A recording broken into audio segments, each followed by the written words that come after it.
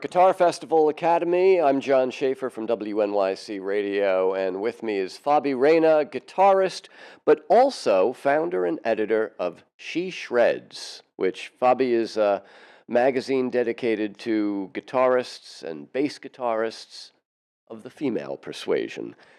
Was this, were you inspired by Tom Tom, the women's drummer magazine? Were you aware of that when you started She Shreds? Yeah, absolutely. And I was aware of Tom Tom. I was a participant at the girls' rock camp, and I think, and that really speaks to how visibility and exposure creates and builds community.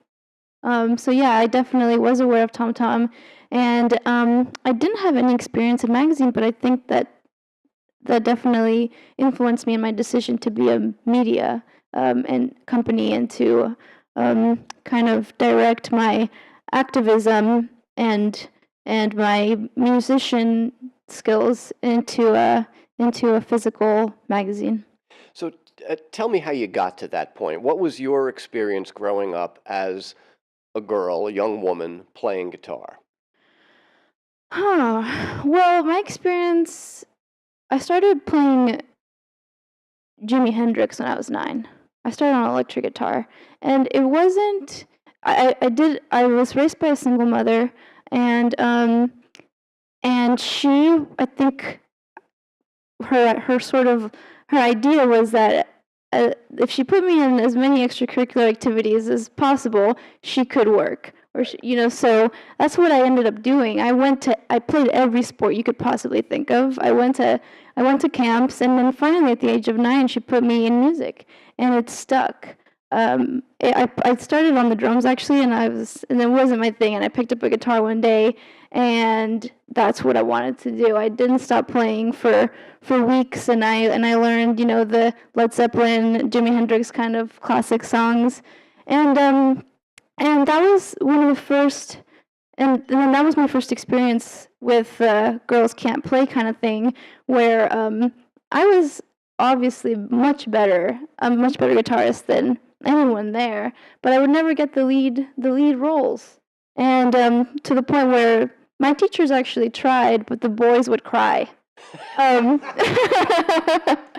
And so now, wait a minute. That's got to be a little empowering to make the boys cry. At the time, the whole thing is empowering, really. I'm the kind of person that if you tell me I can't do something, I want to do it even more. So, yeah, the whole thing was empowering for me, but it was, I think, there was, I didn't realize it then, but as I got older, as I became a teenager, I started to realize what was happening, right? So as I got older and I became, and in high school, I started playing classical guitar. I went to a fine arts academy, and they had a guitar program there, and it was you're a teenager, you don't know what you want to do. I was ready to give up guitar. It was really, I was also I'm Mexican, and I'm queer, so for me, I had all these things against me as a Mexican queer woman wanting to play an instrument that I was told I shouldn't be playing. And so I was ready to give it up, and I had a professor who was kind of just watching me play outside, and he pretty much forced me to every day play with him for an hour during one of my, just like an extracurricular class. I didn't have to do PE if I did this, and so I said, okay, I did it, and I did it, and I completely fell in love with it. I let go of the electric guitar, and I slowly got into songwriting with the classical guitar, and that's when I started reading magazines. Mm-hmm. I started reading Guitar World and Guitar Player, and I didn't see myself in there. I didn't see not just women. I didn't see women of color, and I just didn't. And when I got older, 16 or 17, and all those experiences clicked.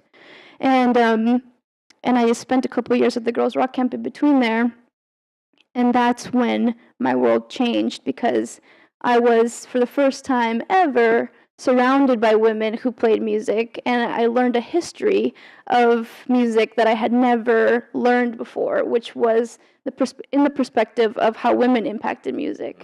Mm-hmm. Not just the same players that everyone would tell me about Jimi Hendrix, Eric Clapton. Those are amazing musicians that will always be essential to the history. But there's so much history that we don't take into consideration that really does it completely impacts the way that music exists today. So it's funny. Towards the end of your story, I was thinking I'm going to need to follow up and ask you when and where you grew up. But then you mentioned rock camp, so we must be talking about the Pacific Northwest, maybe late '90s, early aughts, somewhere around there. Oh, no, I'm 25, so I was like 7 in the 90s. But so let me just give you a quick rundown. Okay, so because I kind of grew up all over the place, but I was born in Mexico. I lived in a border town, McAllen, Texas, for about 7 years. And in Austin, is where I was going and playing classical guitar. And then my mom, we actually never lived in the Pacific Northwest, but when I was 13, she realized I was so passionate about the guitar and realized that I was ready to give it up. So she drove me all the way to Portland to go to the girls' rock camp, which actually completely changed my whole career course. And so you were not you didn't grow up with any awareness of the Riot Girl movement. None of it. Which was a kind of really strong feminist movement in the Pacific Northwest. So you discovered that after the fact. I discovered that after, and I'm really grateful that it actually did impact me as a kid, because I think part of the reason that She Shreds is so is kind of so successful, but successful in a way that it's inviting to a lot of different types of people. And a lot of different types of people pick it up is because I didn't have the knowledge of what feminism, I didn't even know what feminism was until I went to the girls' rock camp, and I didn't identify as a feminist until about 4 years ago, because I thought of it as something that was really strict. And I realized as I continued to do my own research that I can make it into whatever I wanted it to be. Yeah. Well, it's funny you say, I'm sort of glad that the Riot Girl movement didn't affect, but it did impact you because that's what spawned the rock camp for girls in Portland. Right. And when I say that, I mean that I didn't necessarily say, okay, this is what happened. I grew up with the Riot Girl movement. These are the bands. This is how they teach. This is how things work. This is what it means to be a woman. This is all these things that needed to happen in order to be where we are today. But I didn't want to be stuck in that type of mentality. I wanted to evolve. Right. And also that was a particular style of kind of post-punk, kind of elemental chord progressions and stuff. Not to say there wasn't subtlety in the music, but you're talking about being someone who was a pretty good classical guitarist and gotten to the point of writing songs. It sounds like maybe your medium might have been a little different. Yeah, and I was an amazing classical guitar player. I mean, I really consider myself kind of in between a lot of different things, which again I'm really grateful for. And there's punk and which I played, and there's blues which I played, and there's classical guitar which I was really good at and won a lot of awards for. And because of those perspectives, I'm able to speak to a lot of different people and not just be stuck in one world. I'm not perfect and amazing at each genre, but I can present just enough to get a lot of different type of people involved in the conversation that I'm having. So which of those worlds does your songwriting touch upon? I mean, if we had access to the blackboard here and you were doing a Venn diagram and there was classical and there was rock and punk and blues, where would your music be? Well, now I play cumbia. And and a lot of it is actually the 70s psychedelic Peruvian, the chicha music, which I fell in love with about 2 years ago, and I've been studying it ever since. But there's actually a little chicha movement here in New York. I know. In Brooklyn. Chicha Libre. Yep. And that whole record label.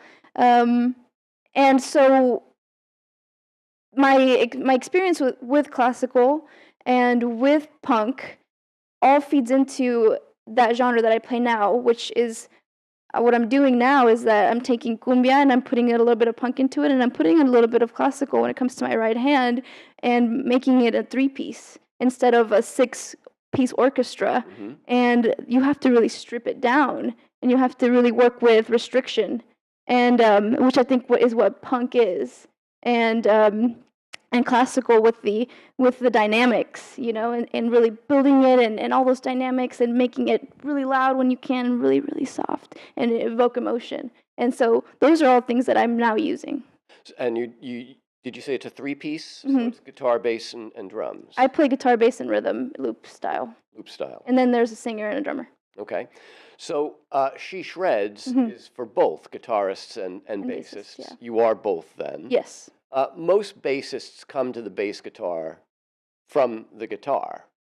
And it seems like that was your There's always, in. I think that there is that idea that if you're a guitar player, you can play bass, and that if you play guitar, then you go into bass afterwards. But I'm learning actually a lot that bass players are really unique, and I think that as a guitar player, there's a lot of things that you miss out when you put your guitar skills and knowledge into bass, because you noodle around a lot, and there's a lot of melodic skill and things that you're hearing with the guitar. With the bass, there's a lot of filling of space, and those are two things I needed to separate when I play bass and guitar, which is harder than you think. Yeah. Yeah. I mean, I remember as a young guitarist seeing signs in the local music shop that literally said what you just said. If you can play guitar, you can play bass. Right. And I remember thinking, wow, is it really that easy? I mean, and it can be. It can be. Depending on the genre, yeah. But and since you did lots of sports as a kid, you may appreciate this analogy. I think of it as almost like in soccer and in hockey, the goalkeepers are a breed apart. Many of them started as outfield players, but they're all a little crazy. Mm-hmm. They have to be to play that position. Right. And there's something about the restricted movement and stuff that, to me, it seems like there's an analogy. And not everyone can do their job, so exactly. they're goalie for a reason, and they're necessary in that team, and not everyone can do that. Right. Yeah. And when you don't have that sturdy backbone, music pretty quickly can.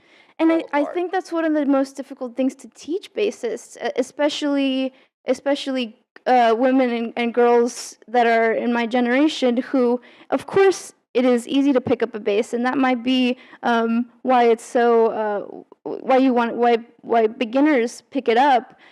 But the skill and the detail in what it means to be a good bass player is really, to me, really different than what it means to be a good guitarist. And so I'm excited to be able to teach that in a more inclusive and exciting way. Whereas when you think of a good bass player, they're like 5 strings, 6 strings, and you're like, do you really need that 5 or 6 string first of all? And then they're doing a lot of noodling, which I think is one way to do it. And then there's the space. Sometimes you can play 2 notes, and it's beautiful and it's wonderful, and that's what being a good bass player means. Well, because, we have an idea that a great bass player is someone like Jaco Pastorius, where it's like flying fingers and all kinds of big stretches and chords and stuff. Whereas Tina Weymouth was learning to play her bass on the fly when Talking Heads started, and yet by the end, she was doing these kind of simple runs that just were the bedrock that those songs were built on. Yeah, Esperanza Spalding is... I just interviewed her, and she taught me a lot of things about bass that I just had never thought of, just when it comes to rhythm and space again, and she's the one actually who told me, you don't need to be playing millions of notes to be a good bass player. You can, and she told me, here's three notes, and she played it, and it sounds melodic. It sounds like multiple instruments at times. Yep. So, yeah. Well, now, forgive what's going to seem like a snarky follow-up question, but the name of your magazine is She Shreds. Yes. Which suggests Absolutely. Kind of virtuosity And that's great because it brings up conversations like this that you're asking me, right? And so I want to redefine what shredding means. I think shredding, of course, the way that we know it means virtuosity. It means a million notes at once, and I want people to think that and then see somebody on stage who's evoking so much emotion, who's maybe playing a few chords or is using pedals and is creating this orchestra sound, but isn't necessarily moving their left hand a whole lot, and think that's shredding too, and think that's amazing. Like that is so. I'm all about, yes, let's use what we have, what has been built in our industry and the language that we use, but let's redefine it to what we want it to mean and what we want to see today. So the magazine is actually upending two sets of expectations. One is cultural and the other is musical. It's all kinds of things, Yes, the magazine does that, of course. At the same time, we are also our mission is to also change the industry and the way that they approach musicians and the way that they approach education and the way that they approach marketing and advertising to hopefully continue to expand that language and that customer base, right? So, well, there is so much you could unpack in that one sentence you just said, but the thing I'm going to focus on is education. Yeah. Because in this country, it's been woeful music education for generations, and I don't see the music industry, despite an annual speech at the Grammy Awards about how important education, I don't see the industry really doing much to reach out to people beyond those who have the ability to go to conservatories and music schools and are lucky enough to live in nice neighborhoods where the parents have a music teacher in the local public school. Right. So I can only speak to guitar industry, and a lot of what I do and a lot of the value that the guitar industry sees in She Shreds is that we do speak to 14, 15-year-olds. Our biggest demographic is 18 to 35, but our second biggest is teenagers. And so how are we engaging them? How do we bring them into the conversation? And it is online, right? That's how you get the biggest demographics is digitally. And so I do see a lot of the guitar industry changing not just their marketing and their advertising to grab the attention of these people, but also there's a lot more in articles, in educational articles, and people like Fender and new companies like Reverb.com are really are doing that kind of research to see okay, what's the next step in education for this upcoming generation. And are they looking specifically for effective ways to reach out to those communities? Is it your hope that She Shreds will be one of those conduits? 100%. I mean, I think from the interviews that I've conducted, and from just having the conversations when it comes to women and girls in this industry, in a lot of ways, education as it stands, perhaps primarily in the rock and blues genre, it seemingly has always been created for boys and men, to the point where a lot of women and a lot of girls leave lessons even a month or two later. I was one of those people, and a lot of the women and girls that I've talked to are always teaching themselves. They grew up teaching themselves. They grew up, it was figuring it out on their own. So part of my job is, what were they teaching? What were they showing themselves how to do? How are they doing it? And how can we replicate that exact thing into an actual curriculum to get more of, just put that form of education out there? Well, that's a really great question. Do you have an answer for it? We will. It's got to be a gradually unfolding process. It's something that really just started. The idea of women being a part of the guitar industry is brand new. Yeah. And I know that because I go to NAMM, which is the music merchants convention, the biggest one in the world, in January. And 4 years ago, every company that I went to were asking me, "Do women play guitar? Are women musicians?" And I had to prove and fight to them that they do.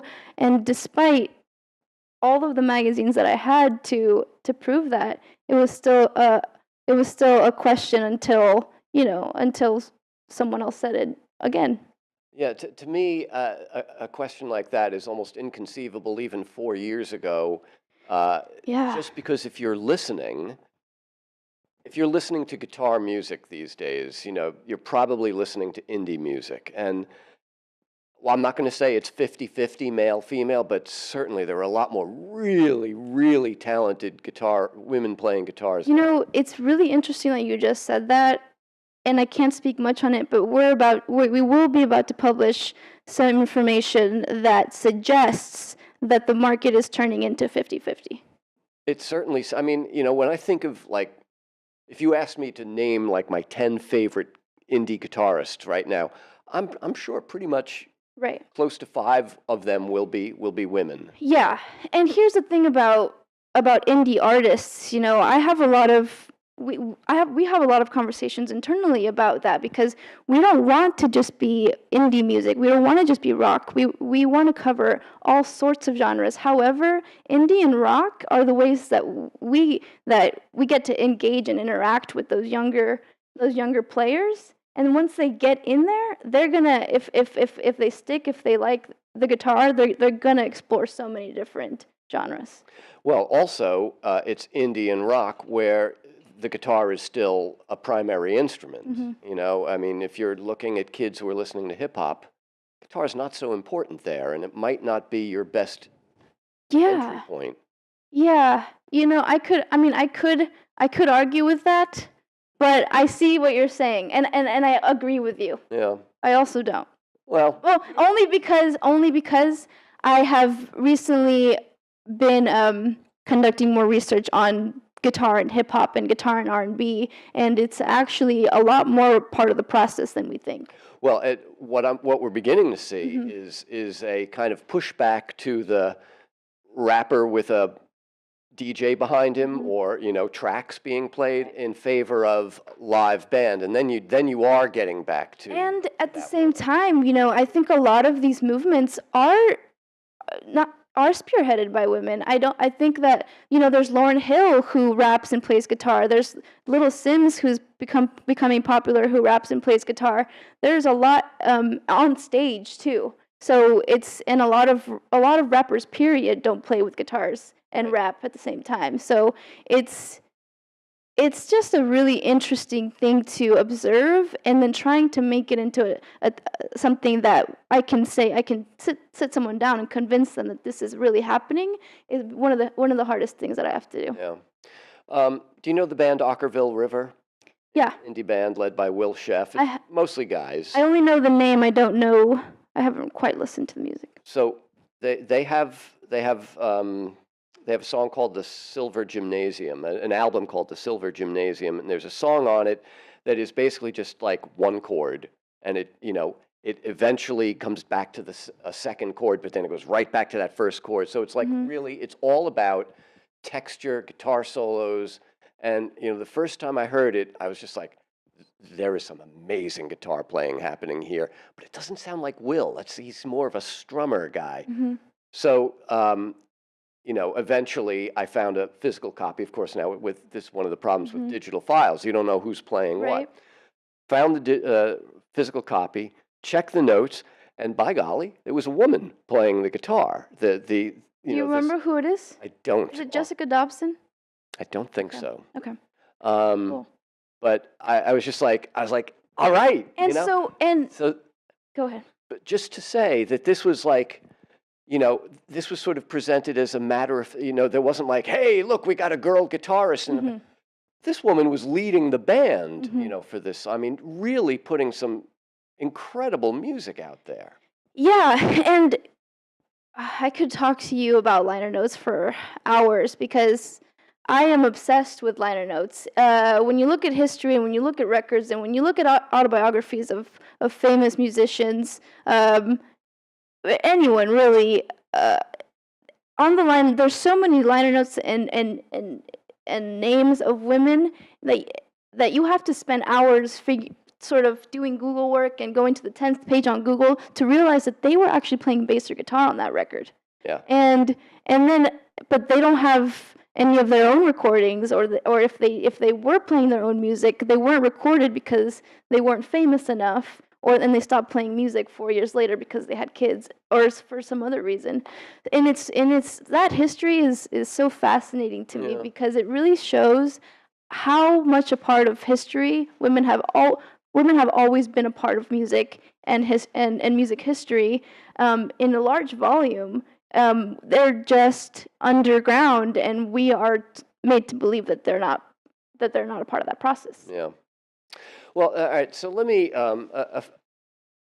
Angelique Kidjo, this great West African singer, is a friend and neighbor of mine, and she has an organization called the Batanga Organization, which is its specific purpose is to bring education and opportunity to young girls and women in Africa, mostly in West Africa, some in East as well. And, she tells stories about, bringing attendance at school, for girls, bringing that up to like the age of 15, because in many places, girls are not in school after the age of 12 or 13 or whatever. Mm-hmm. But she also, just in passing, the last time we spoke, she mentioned,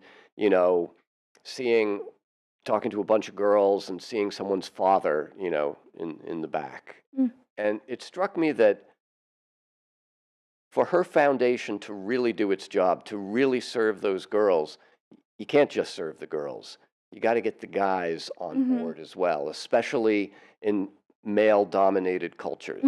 And let's face it, music is still a male-dominated culture. Yes. So it seems like you have, a kind of a secondary challenge in what you're trying to do, which is not just sort of create a culture of expression and creativity among young women, because that's there. You just 100%.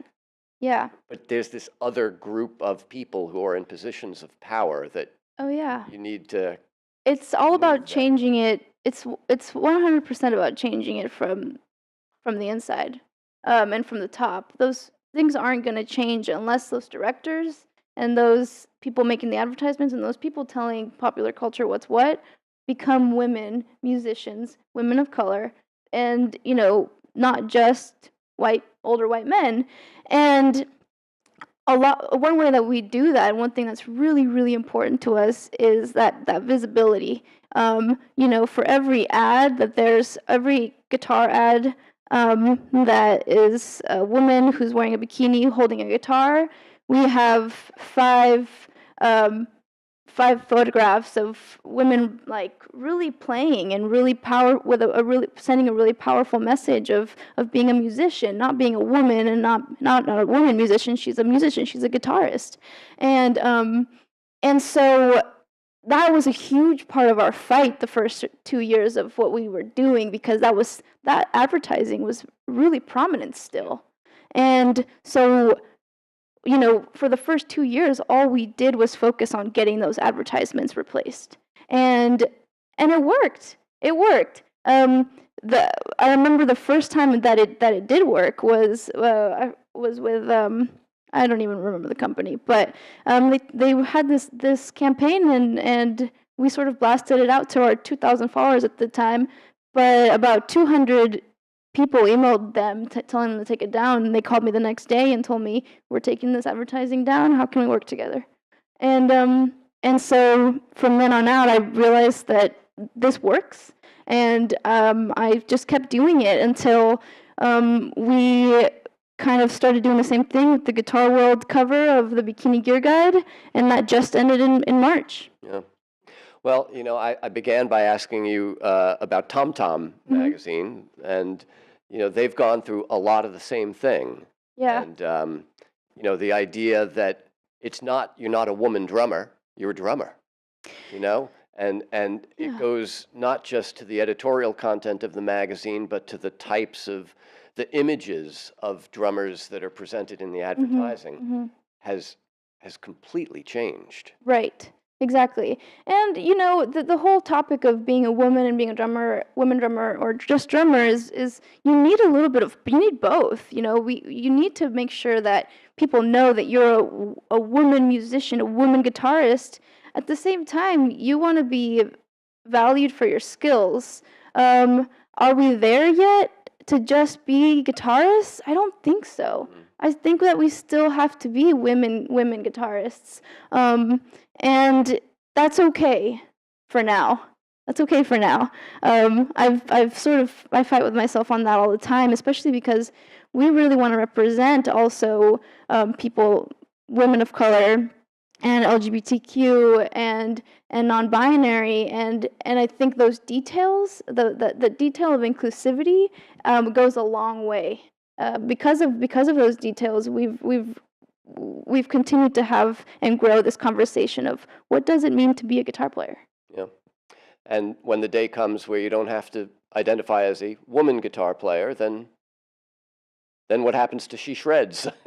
You know, I don't know that I will see that day, but I will tell you that my demographic is actually 60-40 women to men. So 40% of our readership is men, and so one of the tricks, or the secret tricks, is to just be constantly producing good content, and so I think that really that's what we are going to continue to do. We're not going to change our name. It's still, to me, a very powerful name, and it doesn't mean that we're exclusive to men, as long as we continue to report on the right things and cover the right artists and be sort of a platform that discovers new artists too, and a trusted platform for that. I think we will be A-okay.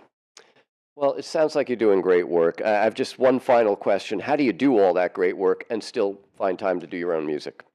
Well, you know, while we are a business and it is excruciating work at times, I've never given anything up. I've started this business and this company with my own money. I've never gotten a loan. I've never gotten an investor. It's all now sponsor supported, and it's all because I love what I do, and I'm genuinely interested in the content, and I'm constantly myself learning, and this topic is going to be evolving all the time, and I want to be the one to help that. So for me, it's really fun. It's never all the struggles are part of that fun roller coaster.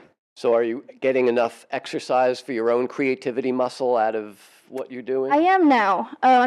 So now we're a team of 5 with 200 plus contributors. It used to be just me and a creative director. So I was doing all of that, and I didn't play guitar for about 4 years. And now I'm back, and it feels so good. It feels wonderful. I realized that I just can't be running this magazine and not be playing music. Yeah. So. Fabi Reyna, very nice to have you with us. Thank you so much. Thank you so much. Thank you.